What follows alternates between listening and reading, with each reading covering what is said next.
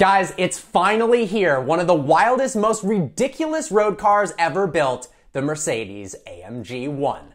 In fact, Mercedes' own CEO was caught famously saying the board of directors must have been drunk when they greenlighted the project because it's such an absurd undertaking. After 3,000 years, it's finally here. Realistically, it was only 5.5 years, but it felt that long.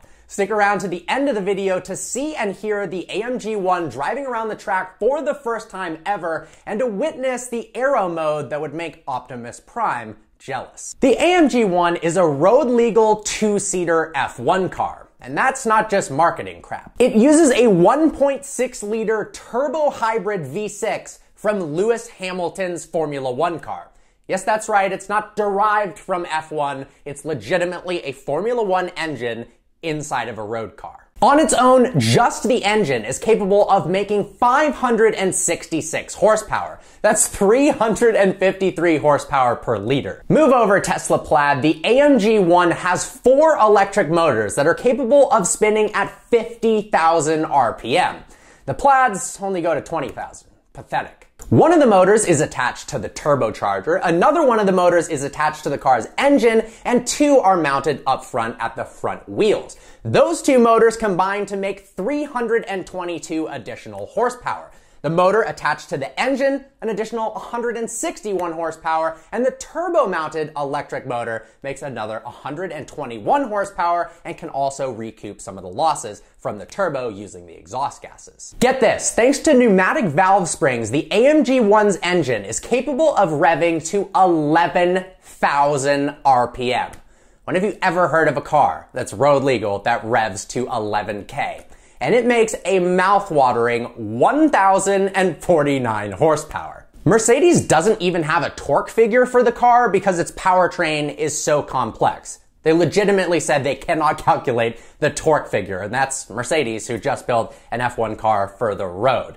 0 to 60 happens in 2.8 seconds. It's all-wheel drive. It's probably a lot faster than that. 0 to 124 miles an hour happens in 7 seconds flat, which is blisteringly quick, and it goes on to a top speed of 219 miles an hour. Power is sent to all 4 wheels using a brand new 8-speed automated manual transmission. It can also go 11 miles on fully electric mode. If you wanted to drive 11 miles randomly in all electric mode, going slowly. I don't know why you would do that, but I guess it's a cool feature. It is heavy though. At 3,700 pounds, it's a pretty big pig for a hypercar. Compared to the Aston Martin Valkyrie, the Valkyrie weighs over 1,000 pounds less. That's a massive weight advantage. And the Valkyrie also has 100 more horsepower than the AMG One.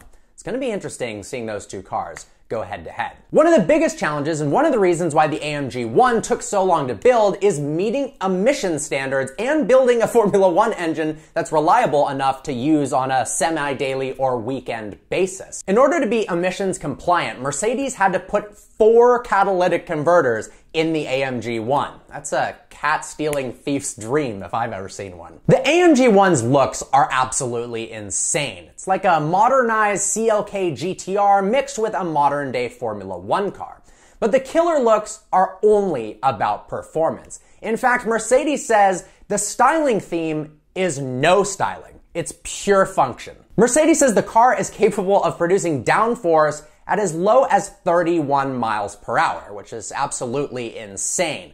I love the aerodynamic elements as the wind travels over the hood into that massive roof scoop for additional engine cooling, and it's also got that signature shark fin for high-speed stability. And let's be honest, it just looks really badass. Here's why the car should be in the next Transformers movie. Put the car into Race Plus mode, and all of a sudden the front splitters will activate more aggressively, and the fender vents over the front wheel arches extend aggressively like quills of a porcupine, and the rear spoiler comes out from a seemingly invisible spot and then has an additional spoiler above that one. It looks insane, and the theatrics are not dissimilar to what would happen to my own body if I actually sat inside an AMG One. In Race Plus, downforce is said to be 5 times that of driving in normal mode. And there's even a Race DRS mode where you can lower down that rear wing slightly, and tilt in those flaps in the front for a more slippery, high-speed streamline experience.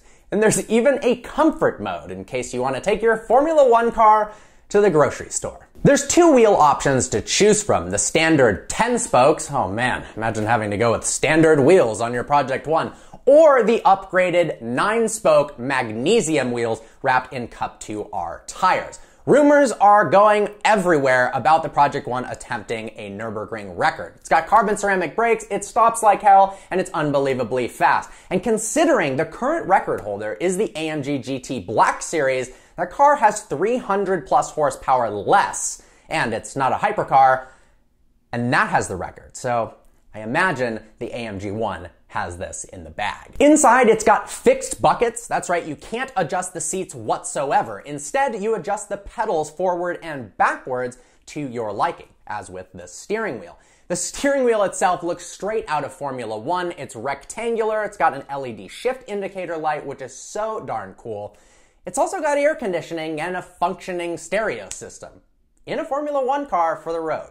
Instead of a rear view mirror, it actually has a camera, which is pretty cool, and of course it has signature butterfly doors, which look badass. With a $2.7 million starting price, the Mercedes-AMG One isn't exactly cheap, but Mercedes had no problem selling all 275 of them nearly immediately years ago, so you or I or anyone who can even dream of affording one is not going to get one for a while, unless you're buying it on the secondhand market for what I'd imagine is $4 million plus. Well, there you have it, everything you need to know about the new AMG One. So with that, I'm going to leave you with some epic driving footage so you can hear the sound of that glorious F1 engine. Look forward to seeing you next video.